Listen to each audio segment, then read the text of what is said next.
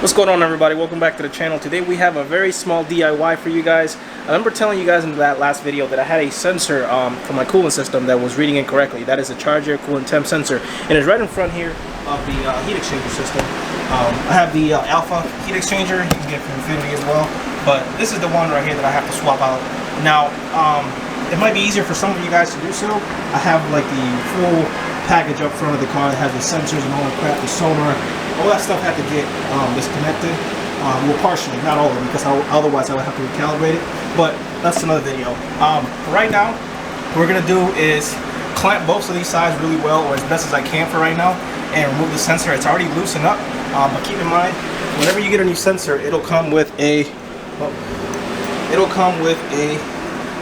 gasket on it. So make sure you guys don't lose that, and you're able to use it for when you put it in. So I'm going to try and swap this as quick as possible without losing as little coolant as possible, so I don't have to rebleed the air system or the coolant system in the car. So hopefully everything goes well. Wish me luck. But I'm going to crimp this side and that side with some of these that I used for previous installs, and let's see how it goes.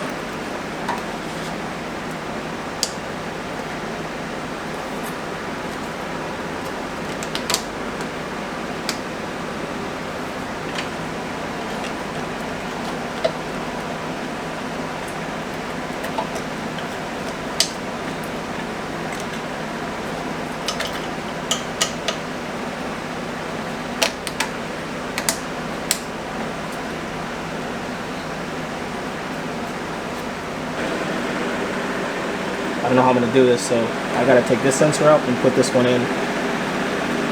It's going to get pretty messy.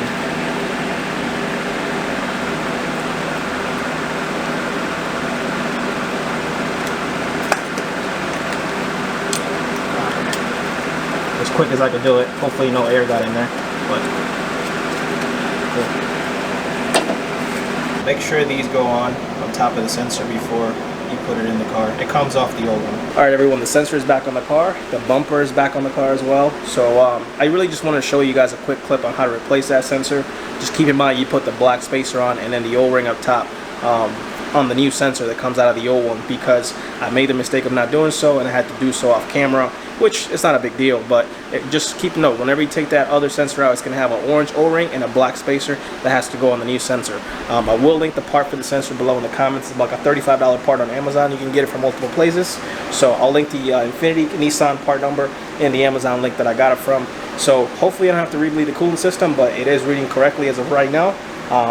And only time will tell. If I have to rebleed it, so be it, but I'm kind of frustrated this little sensor was causing my charger coolant temps to read really high. Now this is not the charger temps. That one would actually probably pull timing if the sensor was reading incorrectly, but since it was just the charger coolant temp, it's a simple swap. So hopefully this video helps some of you guys who have had this issue, and thank you so much for watching. Feel free to check out any other of my videos I have on this channel, and if you haven't subscribed to the channel, go ahead and subscribe. See you guys in the next one.